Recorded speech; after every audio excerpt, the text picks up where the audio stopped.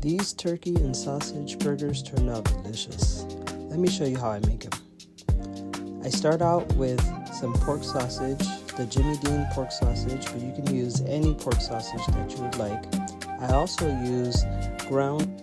So here I'm using about 1 1/4 pound of the ground turkey, as well as about a pound or that whole roll of the pork sausage.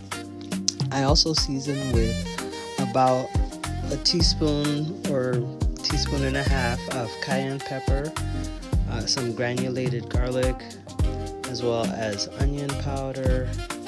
I use quite a bit of black pepper, so you pretty much want to just season to taste, but these seasonings delivered a very juicy burger and tasty. I also added just a bit of curry powder just for some extra flavor, as well as salt, and that is about a teaspoon as well. After you add all your seasonings, you want to give it a good mix and make sure that everything is well combined.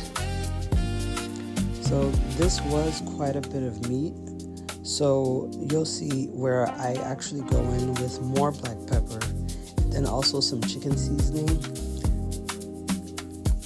If you don't like chicken seasoning, I would just suggest maybe a little bit more salt, but this was the right amount of seasoning for my taste. So then you want to just go ahead and firm your burger patties the size that you like.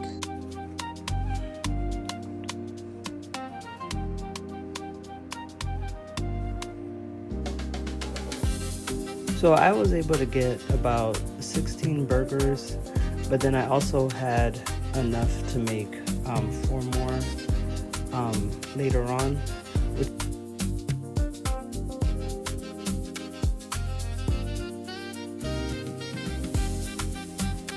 So I'm just chopping up some Colby Jack cheese, making about enough slices for each burger to have a piece. And then I'm also adding some cheddar cheese. I believe this is a medium cheddar. I'm doing about the same. That way I can be able to add each piece to each burger.